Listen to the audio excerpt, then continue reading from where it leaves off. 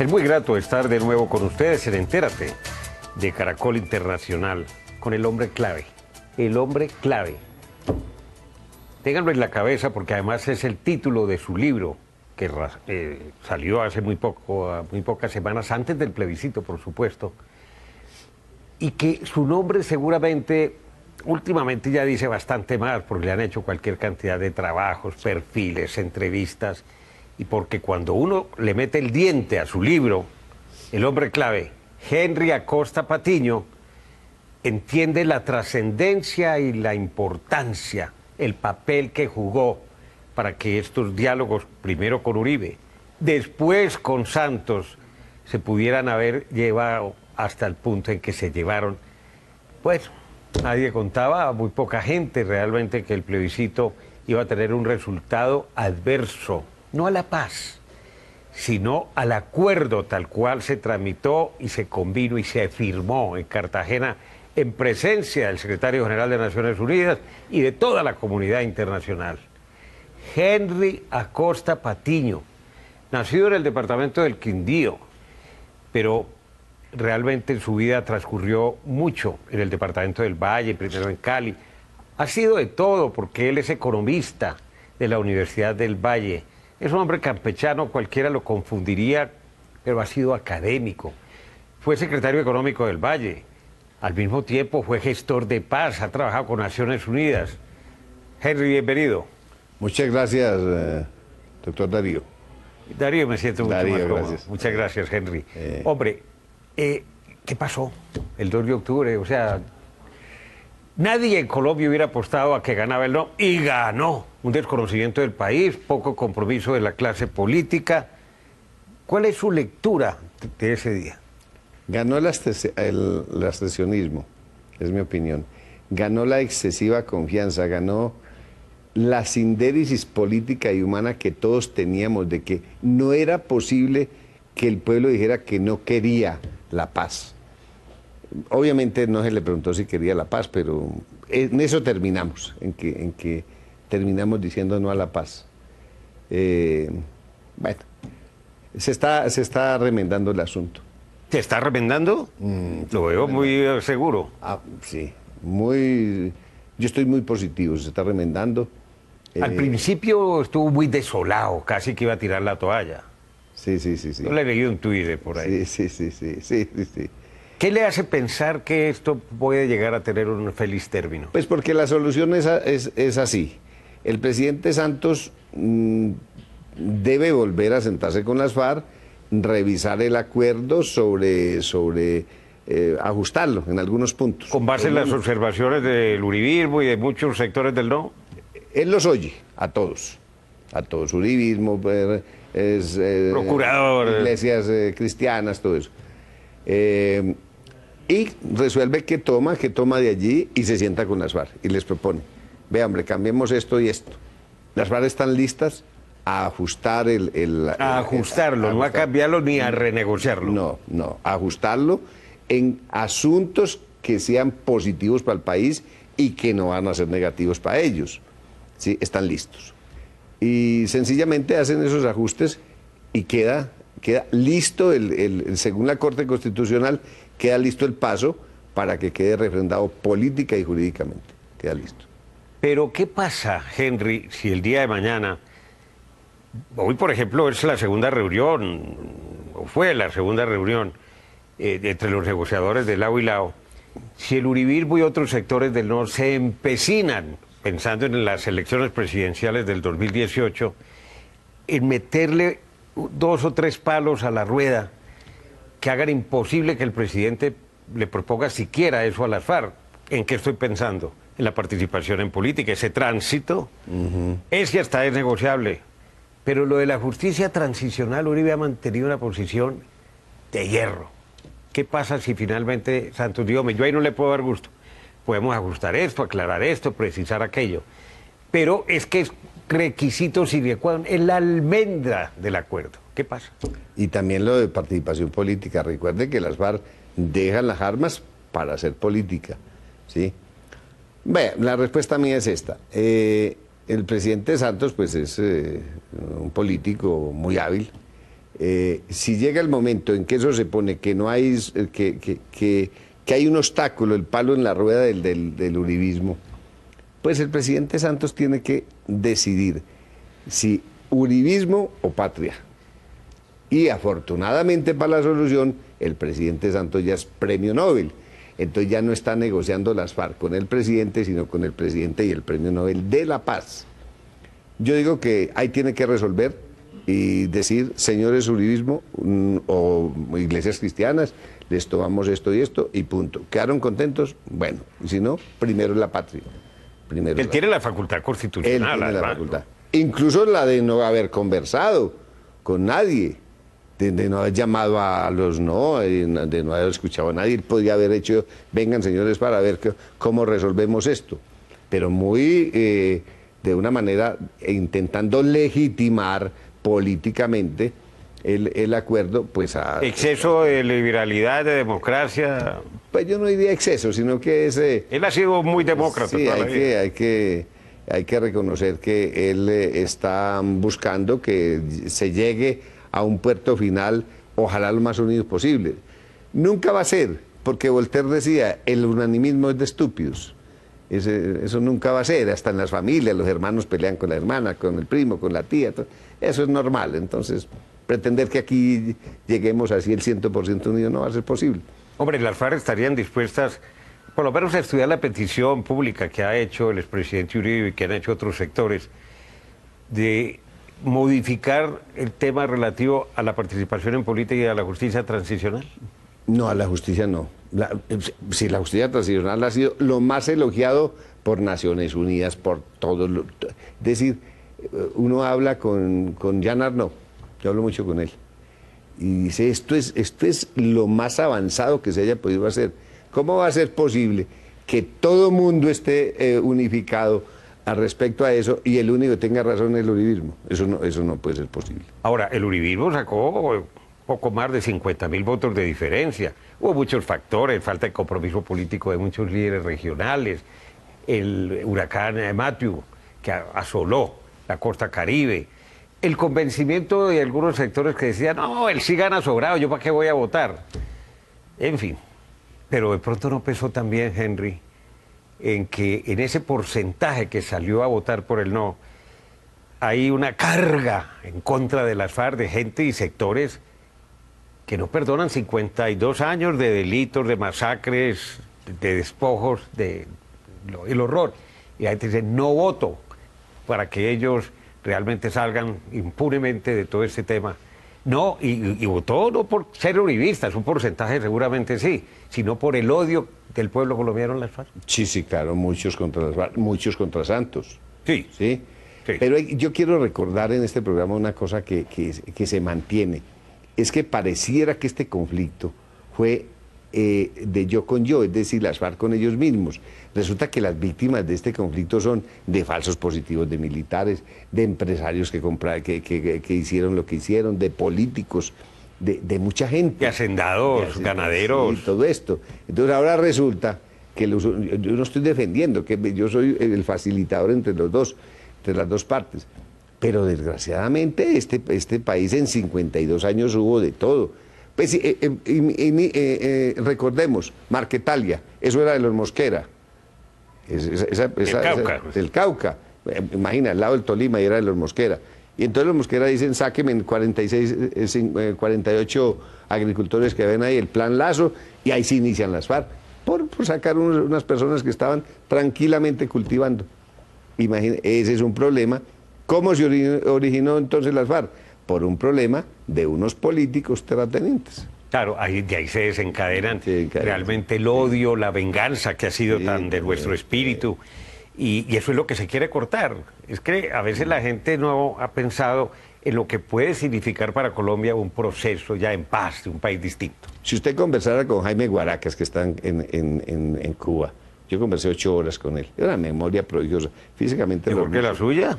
La suya es fuera de serie, basta leer el libro, no tomo ni una nota. Sí. Jaime me contó tantas cosas de la toma de Marquetalia, es increíble eso. Increíble.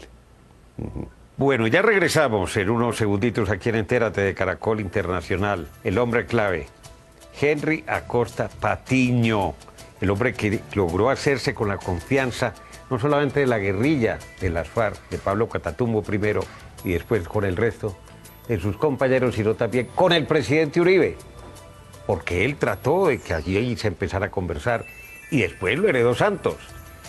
Tiene muchos secretos en su cabeza y mucha claridad, y por eso durante todo este tiempo, no obstante haber permanecido en silencio, nadie lo pilló, lo logró sacar adelante. Hay que vencer este último obstáculo, superar el no.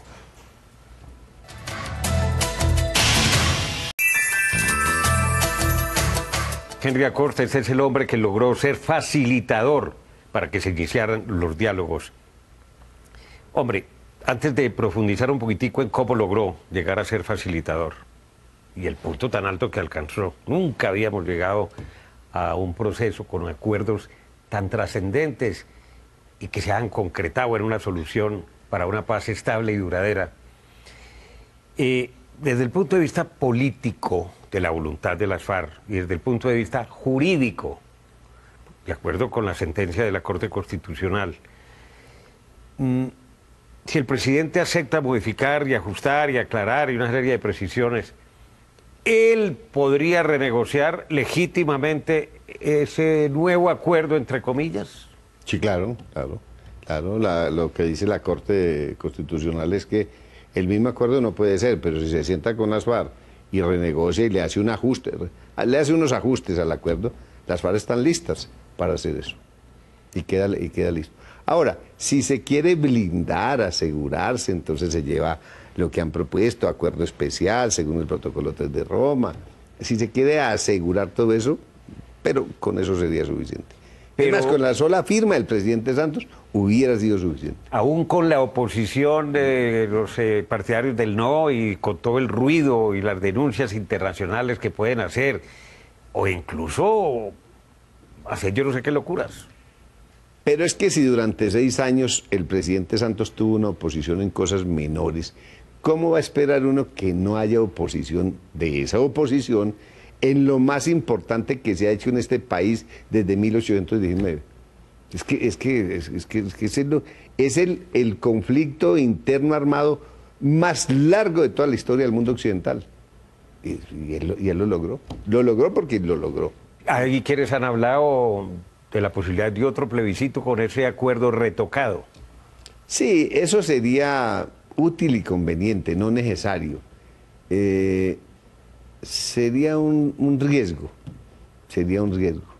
Yo lo pensaría más de una vez, ¿no? Yo y a Álvaro Leiva, a Iván Márquez, no sé si sea opinión toda del secretariado, porque estaba aquí en Bogotá, pero yo pienso que el otro plebiscito,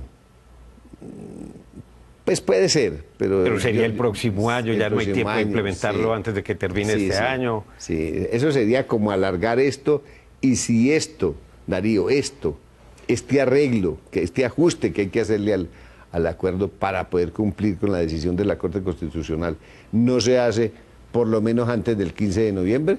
Los tiempos no dan. Los tiempos no dan. Y la gente se puede preguntar, Henry, ¿por qué no darían los tiempos? Porque entonces nos queda un mes del 15 de noviembre al 15 de diciembre en que el Congreso tiene que aprobar por fast track en el momento eran 43 leyes, yo no sé cuántas quedarían ahora, que tienen que aprobar sí o no, porque el Congreso no puede analizar las leyes, sino que votar sí, porque si las analizaría, pues cambiaría el acuerdo.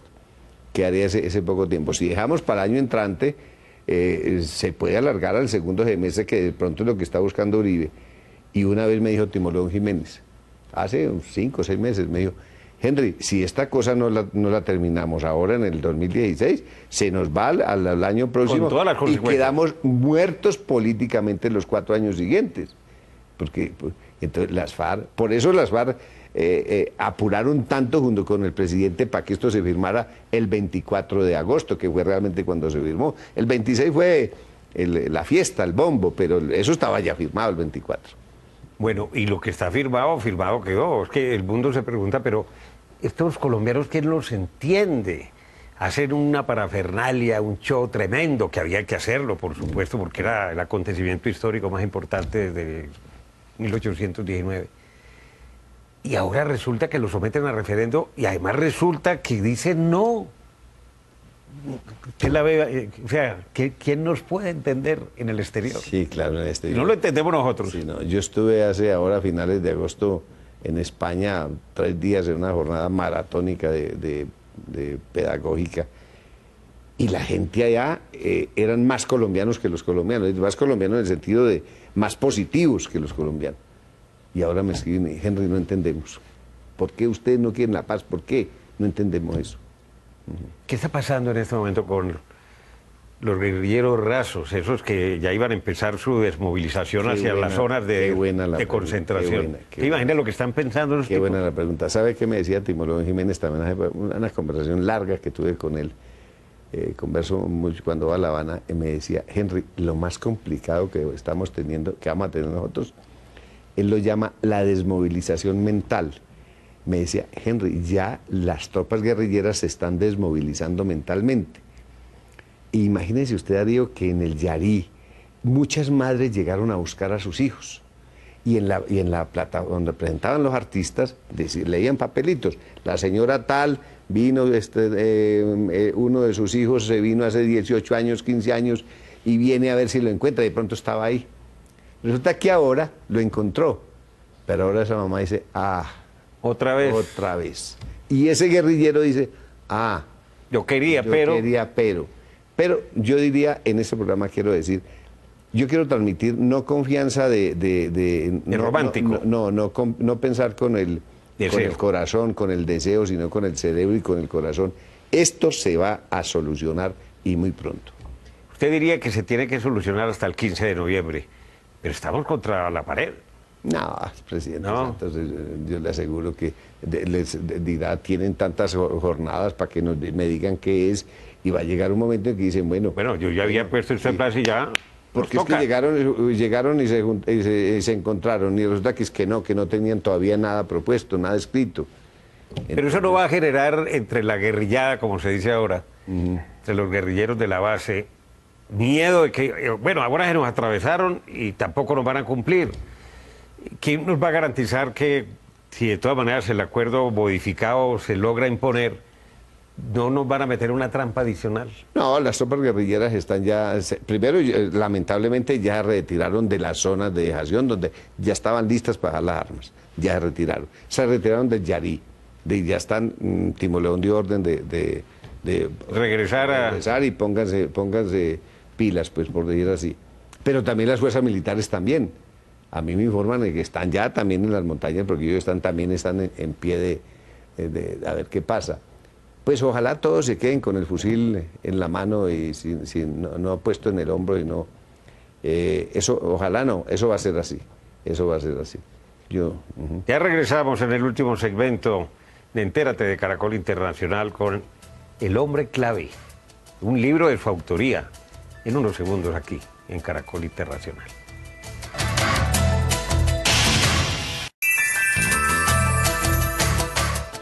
Hombre, ¿cómo logró hacerse Henry Acosta Patiño a la confianza primero de Pablo Catatumbo? Porque él ordenó que lo secuestraran por allá en el año 98. No. Pidió que lo llevaran a conversar con él. Ah, sí. No. Por ahí en la zona rural de Tuluá Valle, ¿no? Sí, arriba, muy arriba, 3.000 metros de altitud también. ¿Cómo se ganó su confianza? Pues no, yo fui, me llevan, y él estaba de vestido civil, y me siento con él a hablar. ¿Lo conocía? No, yo no conocía. No lo conocía. Yo me gradué en la del Valle de economista cuando Llera cerró la Universidad Nacional 2 años. Entonces por eso terminé allá graduándome. Pero yo sí lo había visto en la Nacional. Cuando él me dijo: ¿usted por qué me conoce? Dije: porque usted era mamerto, usted iba a la Nacional a reunirse con Guillermo González Alfonso Cano. Uno sabía quién es de la JUPA, del ML. Por ejemplo, Luis Carlos Restrepo era ML, marxista-leninista. Y bueno, ahí lo conocí. Comenzamos a conversar todo un día. Mucho de literatura, mucho de historia. De historia, él es un narrador, y además con Pablo uno no conversa, uno lo oye, porque es un narrador impresionante. Y ahí comencé a conversar con él y nos hicimos amigos. Era la época en que esa zona era el santuario de Pablo Catatumbo, así lo decían los periodistas. No era que yo subiera. Ayudaba Yo subía a todo mundo. El hecho regional, el uno Sí. del Quindío, el otro del Valle, pero había... Sí, no entendíamos. Él nació en Cali, en el barrio de San Antonio, y yo nací en Génova, en la zona rural. Es de orígenes totalmente diferentes, totalmente diferentes. Y ahí nos fuimos haciendo amigos, ganando la confianza. Iba mucha gente a esa zona, periodistas, empresarios, políticos, de todo eso. Y ahí me fue ganando. Luego él con Alfonso Cano, que eran panas, eran compañeros, eran amigos, eran camaradas, eran de todo. Yo digo una cosa, Darío. Los pilares, los gestores de este acuerdo de son Alfonso Cano y Juan Manuel Santos. Fue Alfonso Cano el que mandó, entre otras cosas, el presidente Uribe le manda el primer mensaje, eso es una historia ya contada muchas veces, con todo. Nosotros no queremos la toma del poder ni que este sea un país socialista. Y ahí continúa el mensaje larguísimo que lo di verbalmente. Luego ese mensaje me sirvió para escribir la carta de julio 12 del 2010 que le mando al presidente Santos. Pero ¿por qué fracasó esa gestión? No la gestión, porque la gestión con el presidente Uribe también fructificó, se hicieron los contactos, usted se reunió con Luis Carlos Restrepo en el Brasil, en fin, ¿por qué eso no funcionó? Pues porque el presidente tenía siempre la idea de que no había que negociar porque ellos no eran ninguna insurgencia, que eran unos bandidos y terroristas, que había que rendirlos. Y yo repito mucho una frase que me dijo en junio 16 del 2006, 11:30 de la noche, me dijo: Henry, dígales que entreguen los fierros que yo ya hablé con Sarkozy para mandarlos a todos para allá. Entonces, ¿cómo los iba a mandar? Con impunidad, ¿cierto? No los iba a juzgar, los iba a mandar para allá. Yo le dije: yo no digo eso, presidente, no digo eso, porque eso acaba con las posibilidades de un acuerdo. Y además la ley de destierro se acabó en este país hace más de 100 años. Digo: bueno, Henry, usted verá si lo dice. No lo dije, lo conté. Es decir, en términos nuestros, suyos, de su tierra y mía, lo sapié. Sí. Hombre, pensar en este momento en la posibilidad de una borrón y cuenta nueva para todo el mundo, militares, empresarios, colaboradores. Lo propuse, está por escrito, hace 3 años lo propuse al presidente Santos y a las FARC. Ahí el único lío es la comunidad internacional y la Corte Penal Internacional. Ley de punto final. No, porque si aquí hay ley de punto final constitucional, la Corte Penal es subsidiaria, ella no es de primera instancia. Entonces, si aquí hubiera ley de punto final para todo el mundo, yo hablé con Pablo, con Catatumbo, le dije: ¿y ellos estarían de acuerdo? Pues en ese momento estuvieron, ¿cierto? Yo pienso que siguen estando. Es decir, como hablaba yo en términos míos con Pablo, esto es, o los juzgan a todos o no juzgan a nadie. Ochi con todos los marranos, como decimos, ¿cierto? Óigame, pero ¿sería considerable si finalmente pues llegan a esa conclusión de que podría ser la más expedita? Lo que pasa es que, pues, para que sea constitucional tiene que haber algún mecanismo que la vuelva constitucional. Y yo, una ley o algo. Sí, una ley constitucional. Que se demora. Se demora y todo eso. Pero eso en un principio yo lo propuse por escrito. Tengo el documento del presidente Santos. Y el presidente Santos me dijo: Henry, me suena, pero esperemos. Eso hace por ahí 4 años o 5. ¿Cómo ha hecho para escribir este libro, para mantener en su cabeza secretos que algún día se van a conocer seguramente, sin una nota, sin haber tomado nada, sin grabaciones de ninguna naturaleza? Porque las cartas y los documentos que usted trae en este libro, El hombre clave, que es de Planeta, realmente pues uno entiende que se lo facilitaron las fuentes y los contactos, y algunos son documentos públicos. Pero ¿de dónde esa memoria tan excepcional, Henry? No, yo sí tomaba notas en unas libreticas, pero no tomaba notas de como decir, como yo tomaba nota de los títulos, los tips, sí.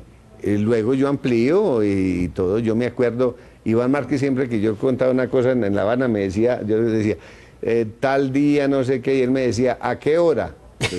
Por charlar, yo le decía: ¿a qué hora? Lo que no me acuerdo fácilmente es el día de la semana, si el lunes, martes, miércoles, esa no me queda fácil acordar, pero el resto sí. Timochenko, Iván Márquez y algunos de los cabecillas más significativos y legendarios quieren hacer política, por supuesto, ir al Congreso, e incluso Timochenko, alias Timochenko, pensar en la posibilidad de una candidatura realista a la presidencia de la República. Claro, quieren hacer política, claro. El 26 de agosto que fui allá, Me dijeron algunos, hombre, aquí ya hay aquí algunos están diciendo yo quiero ser senador, quiero ser representante, quiero ser no sé qué, porque como eran 5 senadores y 5 representantes, eso es lo que hasta el momento está. No, claro que si quieren. Pero si van a una votación abierta, ¿se impondrán? ¿Cree usted? Pues vea, voy a decir una cosa que ellos me van a ir y me dicen, ¿para qué te pusiste a decir eso? Ni los mismos guerrilleros, porque no tienen cédula. Parta hasta el principio que tienen 10.000 guerrilleros, bueno, los milicianos sí porque son campesinos, pero los 10.000 guerrilleros no tienen. Y si la tuvieron algún día, pues, tienen que entregarla y se embolató. Pues se las podrán dar en el momento de la dejación. Pero la preocupación de los guerrilleros es, en las montañas me siguen diciendo, señor, ¿de qué vamos a vivir? Señor, ¿nos van a matar? Señor, ¿nos van a meter a la cárcel? Ninguno me pregunta, señor, ¿en qué partido político voy a participar? Pero la dirigencia, ¿cree que si va a tener los votos y el respaldo en una elección abierta? El campesinado sí creen totalmente el campesinado. Pero ellos los jefes... ¿Ellos qué? ¿Cree que pueden llegar a obtener una victoria por hacerse con el poder por la vía...? No, el poder no, el poder no, pero sí pueden ser electos. No, el poder no. ¿Pero ser presidente alguno de ellos? Yo eso no lo he hablado con ellos. Bueno, pero su cara lo dice todo. Muchas gracias, Henry Acosta Patiño. Darío, muy amable y felicitaciones, porque lo digo públicamente, no es una lisonja. Usted es la probidad del periodismo. Muy amable, señor. Es por lo menos un gran compromiso. Siempre lo he tenido con una solución política negociada. Y como él, como Henry Acosta Patiño, creo en un acuerdo. Se va a encontrar una solución y más pronto que tarde, como se requiere y se exige. Recuerden que ustedes pueden seguirnos en Twitter a través de nuestra cuenta @entératecaracol. También puede escribirnos a través del correo electrónico enterate@caracoltv.com.co y visite nuestra página web www.noticiascaracol.com/entérate. Allí podrá acceder a nuestros capítulos completos y los espero la próxima semana.